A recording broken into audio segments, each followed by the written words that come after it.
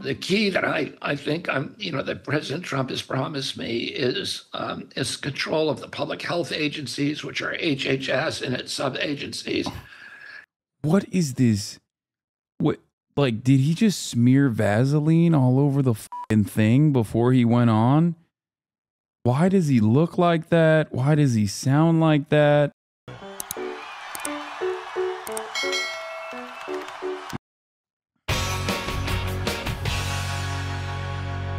All right, everybody.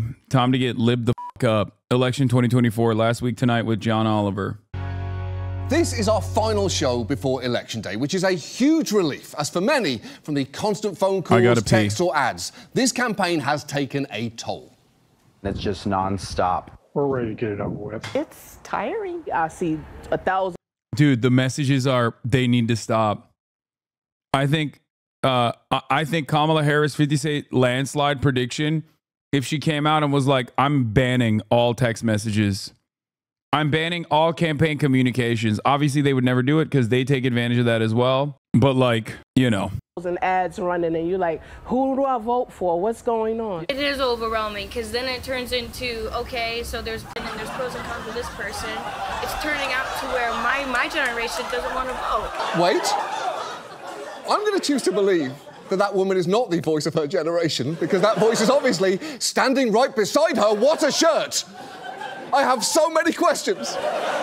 From why did no one at that local news station catch that? Did he not realise he was wearing that shirt when the camera crew stopped him? Or did he very much realise and that's the only reason he stopped? And I want it on the record, I am not bullying that guy right now. I wouldn't do that because, you know, this election has been brutal. And while who knows if they're accurate or not, the polls in many swing states right now are basically tied, which is absolutely mind-breaking for so many reasons, including last Sunday's spectacle at Madison Square Garden, where incredibly racist things were said about black people, Palestinians and Puerto Ricans, with Trump trying to stem the damage with that last group by posting this on Tuesday. Oh my God, I will vote. I will vote for Donald Trump. Oh my God, I will vote. I will vote. I will vote for Donald Trump. Yeah, he posted that. I know. HasanAbi heads in the fucking writer's room. I know. It's me. I've been writing for John Oliver this entire time. It's time to come clean. Every single moment I've lied to you. Every single moment where I tell you I went to sleep early or whatever, I'm actually lying. I've been writing for him. Without comment. And if it was meant as an apology to Puerto Ricans, it's worth knowing that is a Cuban band. Although I admit that is also a very catchy song, and I do appreciate that the lyrics are, oh my God, I will vote for Trump. Which sounds like someone realising in real time that they're an absolute dipshit. Trump's closing argument has consisted of his usual fear-mongering poison, interspersed with tweets like, when I'm president, the McDonald's ice cream machines will work great again. Which is both a very weird and a frustratingly funny thing for him to say. And that has honestly been a real problem in trying to talk about Trump ever since he rode down that f***ing escalator. It's been an issue for us at this show. Just last week, we showed you this clip of him talking about immigrants. They're destroying the blood of our country. That's what they're doing. They're destroying our country. They don't like it when I said that. And I never read Mein Kampf. They said, oh, Hitler said that in a much different way. Here's the thing. That is such a funny thing to say at the end there. It almost distracts you from what came before it, because paraphrasing Mein Kampf is horrific. But pronouncing it Mein Kampf, like a substitute teacher sounding out a student's name during attendance, is objectively funny. It shouldn't be, but it just is. And it's yet another case of what's ridiculous about Trump, very effectively distracting from what makes him so dangerous.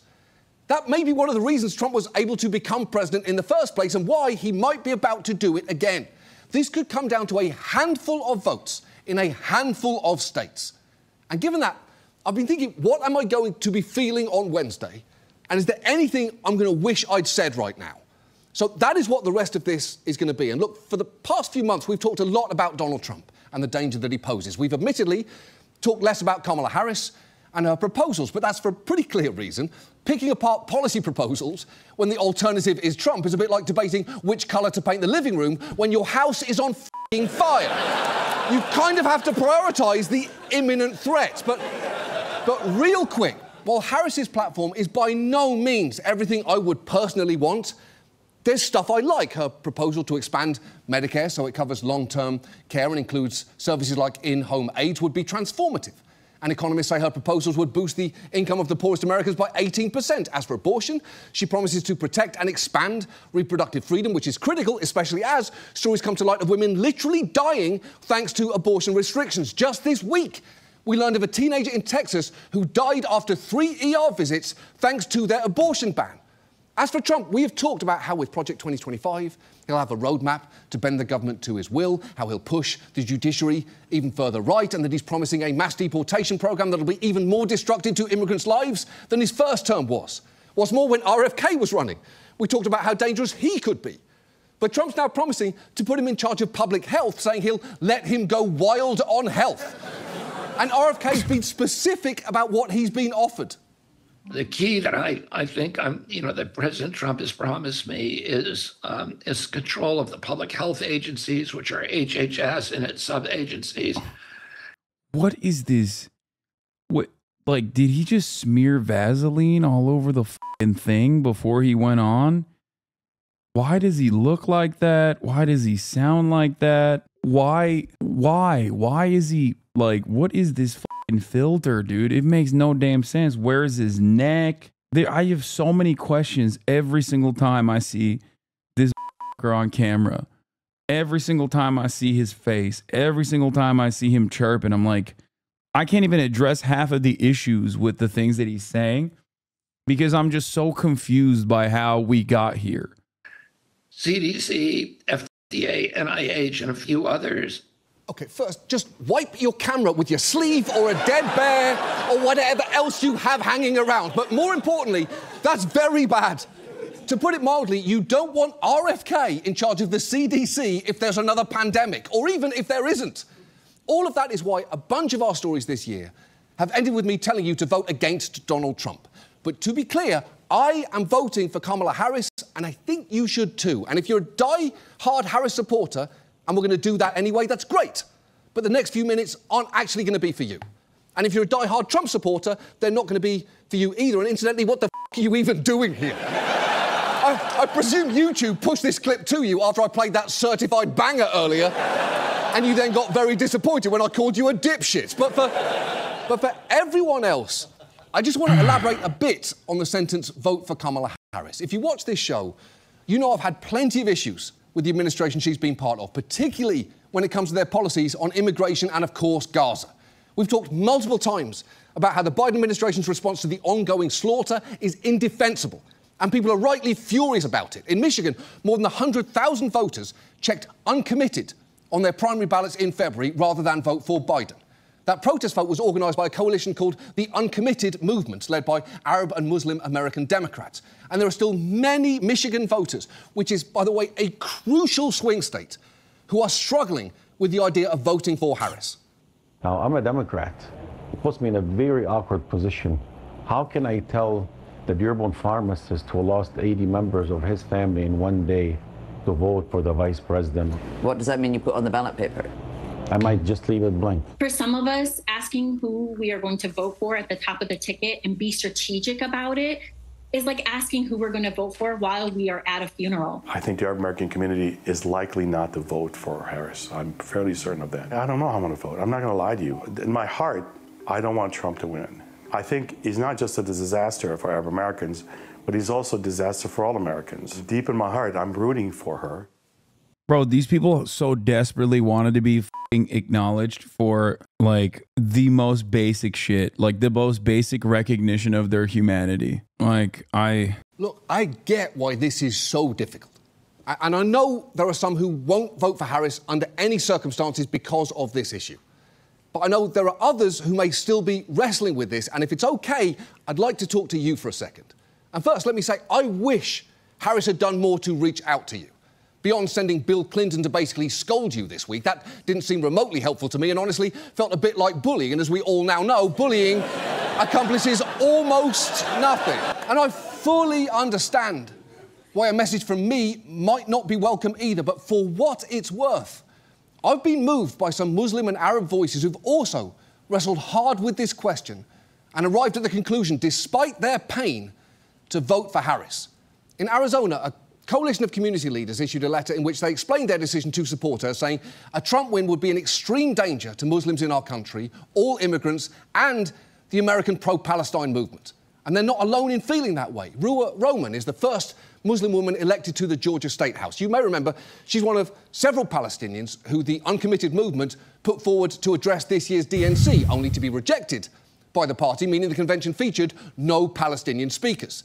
She actually released this TikTok a few weeks ago, partly in response to people telling her she should abandon the Democratic Party because both parties are basically the same. It's honestly worth watching the whole thing, but in it she talks about her anger at what happened, but also about the DNC delegates who stood up for her and those that she sees as movable on this issue. And this is where she lands. If I know that one party, there is only one viable party on the trajectory that I want them on, why would I leave that behind? Bro, why is MSNBC calling you a political extremist? I'm a trainer and I saw your face plastered at the news of the gym. What? I don't think that's happening, but okay. Are people who are using my pain to virtue signal and convince you that the threats that we are facing are not actually that big of a deal. My philosophy is that if I can prevent the death of even a single person, I will make the decisions to do that. Period, end of story. I do not believe in the fact that just because things are bad, that it's okay to let them get worse. It's a compelling argument. And if you're thinking the Biden administration's been so bad on this issue, how could Trump possibly be worse? He's told us. He's told Netanyahu to do what you have to do in Gaza. No, I know the NBC News article came out about the Twitch faces criticism over Israel-Gaza war content on the platform, but that article in and of itself is not saying that I'm a political extremist at all. Like, a lawmaker's accusation that Twitch has been seen in amplification of anti-Semitism since last year's Hamas attack on Israel has put the streaming platform at the center of mounting scrutiny. Richie Torres wrote a letter claiming many of his videos contain anti-Semitic rhetoric. A handful of streams are linked with footnotes on the letter, including brief clips in which Piker is seen issuing his support for Palestinian people and criticizing Israeli leaders, including Prime Minister Benjamin Netanyahu. Piker told NBC News that many of the videos cited in the letter were taken out of context. He noted that in many of the videos being called out by Torres, Piker was criticizing the Israeli government, not Jewish people.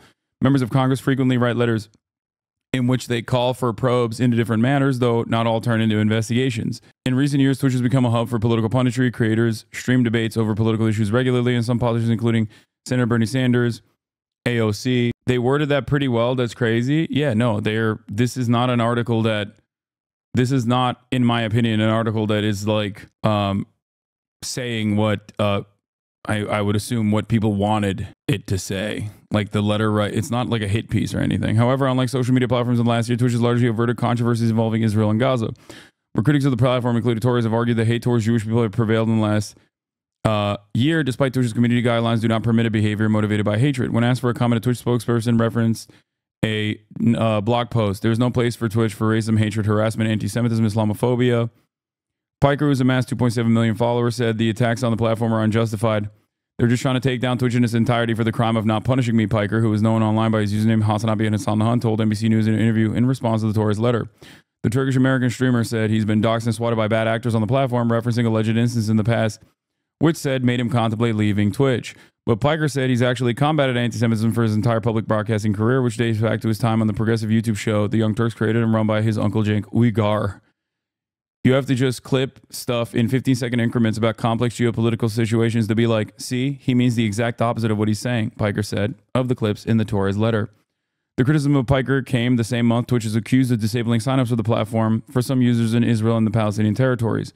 Platform issued an apology saying that they disabled signups with email verification in Israel and Palestine after Hamas' October 7 attack on Israel in order to prevent uploads of graphic material related to the attack. Signups on the platform were not entirely disabled, according to Twitch, as users could choose to sign up with phone verification. Let's just say a certain community is calling this a puff piece. Yeah, they're just mad that it's not.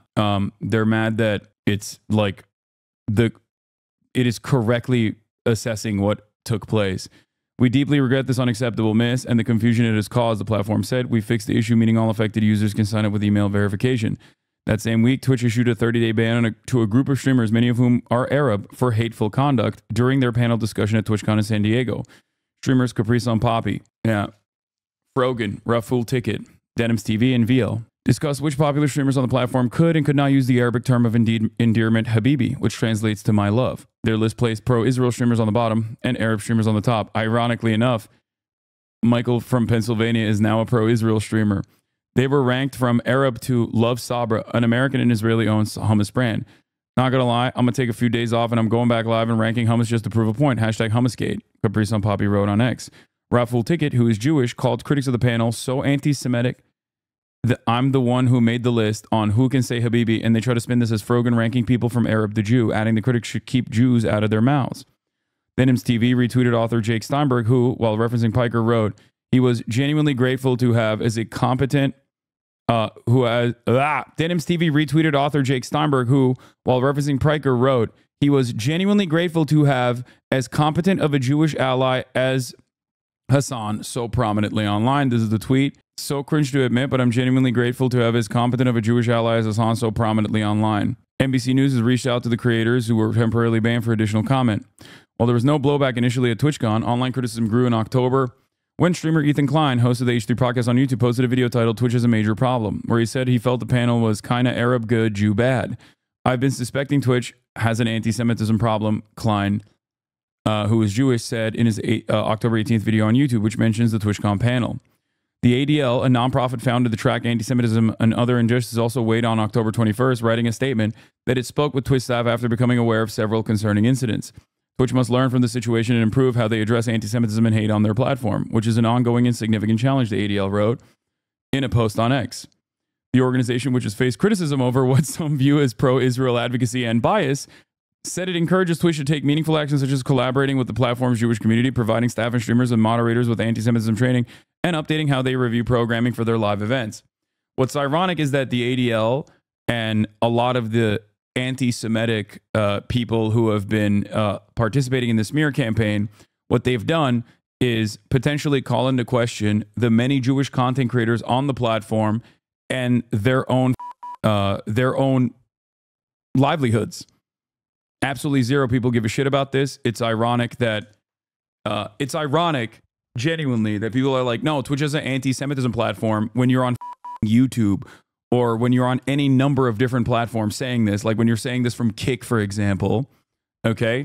Meanwhile, you're literally trying to purposely destroy the lives and livelihoods of all content creators on Twitch, including but not limited to Jewish content creators themselves, all for the crime of doing what? Criticizing Israel's actions while routinely combating anti-Semitism, including but not limited to the anti-Semitic argument that Israel represents all Jews and all Jews love Israel no matter what. Yeah, I'm not going to stop saying that that is anti-Semitic. Important words from Eva Borgward about the unforgivable bargain the ADL has made with MAGA fascists and Netanyahu's genocidal regime at the expense of American Jews. Eva wrote about how the ADL and Greenblatt cozied up to MAGA in the culmination of a years-long trajectory, and where anyone wanting to fight for true safety, for true Jewish safety should look instead. This was in The Nation. This just came out a couple days ago. In any case, Frogan defended the panel in a commentary about the Habibi list in a post on October 19th, writing, the tier list was Who Has a Habibi Pass, which is a meme tier list we did for a variety of creators. The whole basis of my podcast, Arabs, with Capri and Rafi, is that we are all Arabs from different religious backgrounds. I am Muslim. Capri is Christian, and Raf is Jewish. Sabra hummus is objectively the worst hummus to exist, and is the unfortunate standard of hummus in the United States. Also in October, Twitch issued a 14-day suspension for Zach Hoyt, Asmon Gold. Hoyt posted a response video walking back the comments. He also posted a video writing in part, of course, no one deserves to have their life destroyed, even if they do things or have views I find regressive. I'll do better.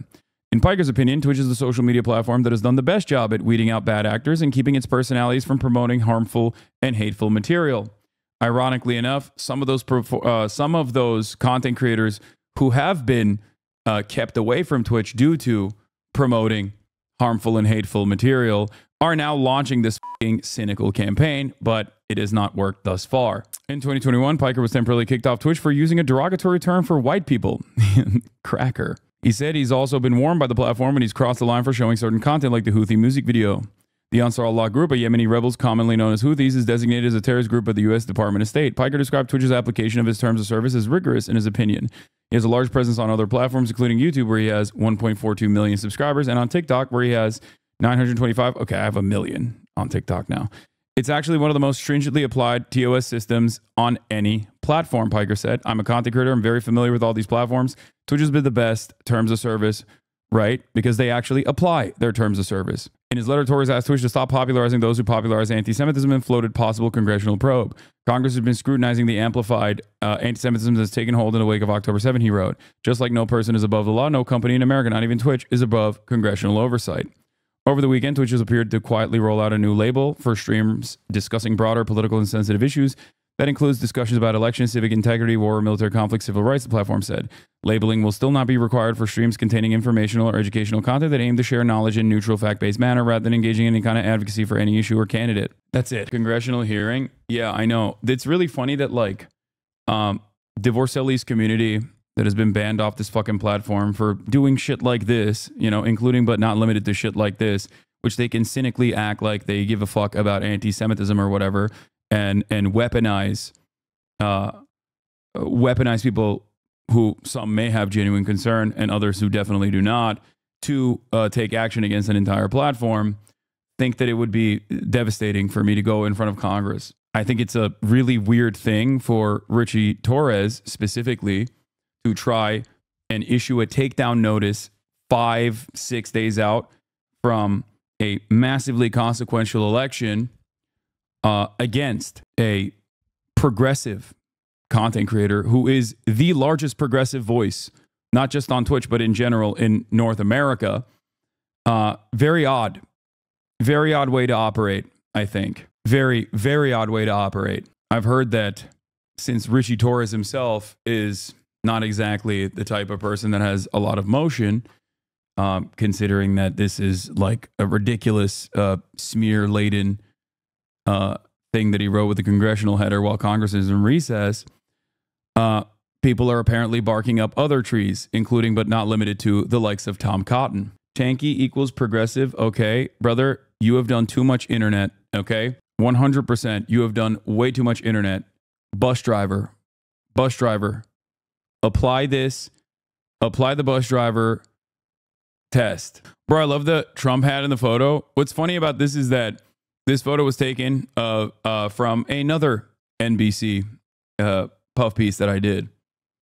Like an actual puff piece, a profile. They have apparently been going after the Majority Report advertisers, so they've had no ads recently.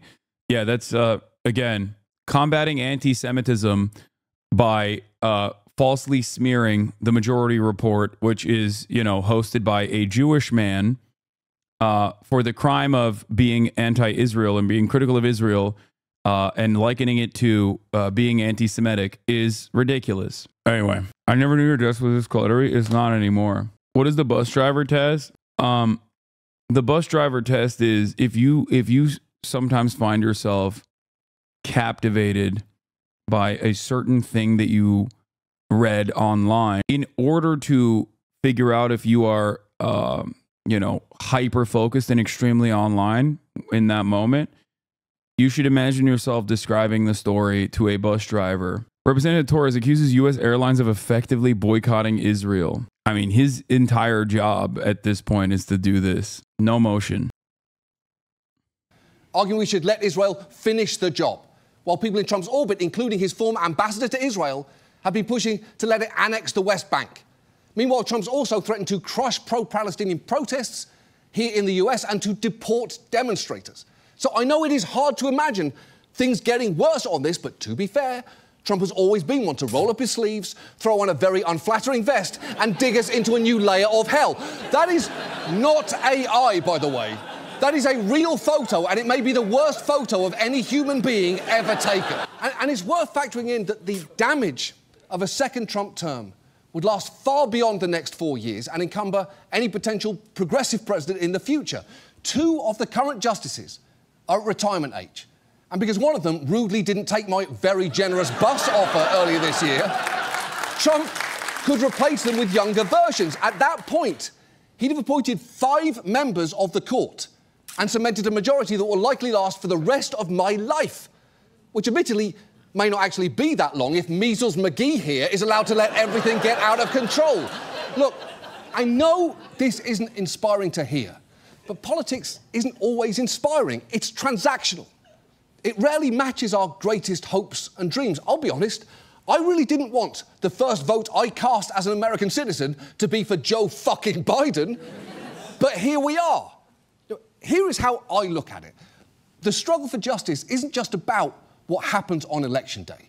It's a fight waged constantly, day in, day out, in protests, on the street, meetings with legislators, and in the 1,000 small actions that cumulatively move the government forward an inch at a time. Abbas Alawiya, a co-founder of the Uncommitted Movement, has urged Democrat voters to pair their votes, their support for Vice President Harris, with a public commitment to pressure her to stop sending weapons should she become president. Through a Roman, she voted for Harris in Georgia, another critical swing state, while doing a vote swap with someone in a blue state who cast a protest vote on her behalf. And she explained her Harris vote by saying, "My vote is a promise that I and those who stand with me will not stop demanding the end of mass slaughter and violence everywhere." And that is the point. Elections alone aren't sufficient for large-scale change, but they're absolutely necessary for it to ever happen. Because it's the day when you essentially get to choose who you'd prefer to be pushing for the next 4 years and where you'll be pushing them from. Look, I love this country. I'm an immigrant. I chose to be here. In the words of the late Lee Greenwood, I'm proud to be an American. And I'd argue there is nothing more American than having a healthy adversarial relationship with those in power, even if you voted for them. And while I know this hasn't been a very uplifting speech, if it helps at all, there's one final thing I'm going to be genuinely excited for on Tuesday, and that is, if Donald Trump loses this election, he's basically finished. I know he would put us through hell. He would put us through hell before he left the stage, but when the dust settled, he'd have lost 2 elections in a row, and we would be campaigning as an 82-year-old next time. I think he'd be done.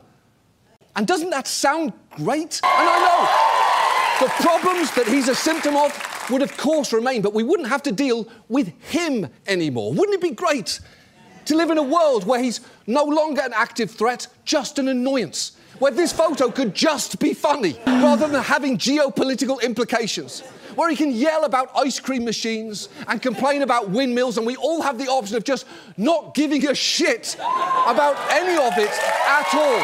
I want so badly to live in that world.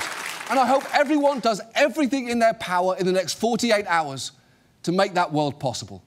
That's our show. Thank you so much for watching. We'll see you next week. Good night. What's your opinion on vote swaps? I don't know what the fuck a vote swap is. What, like, swap your vote for Kamala Harris instead of, like, Jill Stein or some shit? Is that what it is? You can